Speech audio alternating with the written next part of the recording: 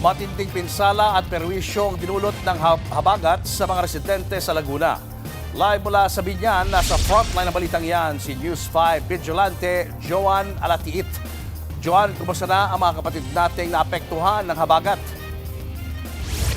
Julius, nandito nga tayo sa Barangay de la Paz, Sitio Pulo, Binyan, Laguna, kung saan ang mga residente dito, Julius, ay ang kanilang mga kagamitan sa unang palapag ng kanilang mga bahay ay wala kang makikita. Dahil nangangamba ang mga residente dito na malubog muli sa tubig baha ang kanilang mga kagamitan. Julius, ipakikita ko sa inyo kung ano ang sitwasyon ngayon dito sa bahay ni Nanay Seria. Ayan, Julius, makikita nyo ang kanilang mga gamit.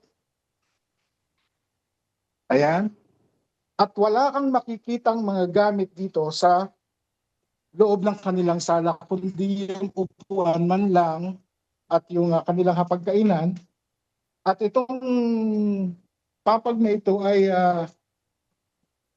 umangato, Julius, no? Inangato ng tubig baha. Ito si Nanay Nelia. Nanay Nelia, ano po yung Nanay Seria, ano po yung nangyari sa inyo dito? Nangangamba pa ba kayo? Sabi ko, Nangangamba kami. Kayo pa lang mo nag-umpisa ang tatapubig. Kung magkatubig, kalahating taon. Anong kami? Ito kami sa taas. Julius, no? Pupunta nga tayo dito sa kabilang bahay. Kung inyo makikita, kaso madilim nga lang. Tubig baha pa yan. Lagpas, bukong ang tubig baha dito sa Sitio Pula, sa loob ang bahagi ng Barangay de la Paz.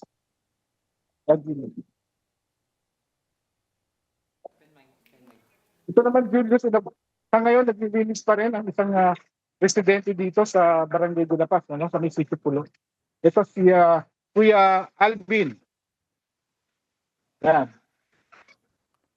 Dahil sa maputik na yung dulot ng baha dito na tinangay kasama ng tubig, Yan, naglilinis siya ngayon.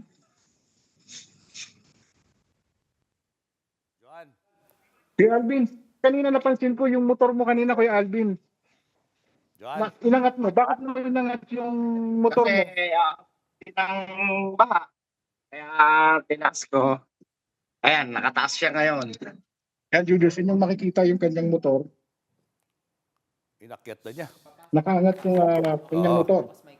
Inakyat na Yung sa kanyang lamesa. TV, nakalagay na sa lamesa. Oo. Naka-ready na yan sila para kung sakaling tumaas yung tubig baha ulit, ay kahit madali nila may angat. Julius, yung motor niya na yan, matagal niya nang hindi nagagamit. Oo. At dito, Julius, sa Sitio Pulo, dito sa Barangay de la Paz, ay taon-taon nila itong nararanasan dito. Oh, Pagsapit ng buwan ng Hulyo hanggang susunod na taon ng Pebrero, ay ganito ang sitwasyon nila. Kaya sanay na daw sila sa ganitong klase ng pamumuhay meron dito sa may bahaging looban ng Barangay de la Paz dito sa Sitio Pulo. Oo, yun naman lungkot doon, no? Parang tinatanggap na nila na gano'n ang sitwasyon tuwing nagkakaroon ng rainy season. Pero kapag ganyan ba, Joan, tuwing uulan, hinahanda na talaga nila, inaakyat na nila yung mga gamit nila sa mas mataas na Julius. lugar.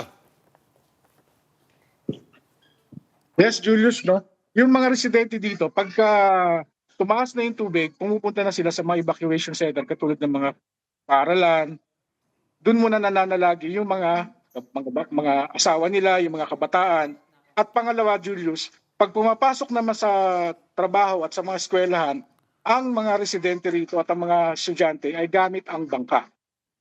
Oo. Sa ngayon, Julius, humupa na yung tubig dito sa Sitio Pulo. Ito yung loobang bahagi ng Barangay de la Paz na laging malalim ang tubig baha dito tuwing may bagyo at panahon ng habagat. Kaya panawagan nila, Julius, ay sana magawan sana ng paraan para kahit papano naman ay maibsan ang pangamba na kanilang nararanasan sa ngayon. Yan din Yan talaga. muna ang latest dito, Julius. Yan muna ang latest dito, Julius, sa Barangay de la Paz, Sitio Pulo. Ito ang inyong Vigilante, Joan Alatiit, News 5. Maraming salamat, News 5 Vigilante Joan Alatiit. Mga kapatid, Julius Babaw po.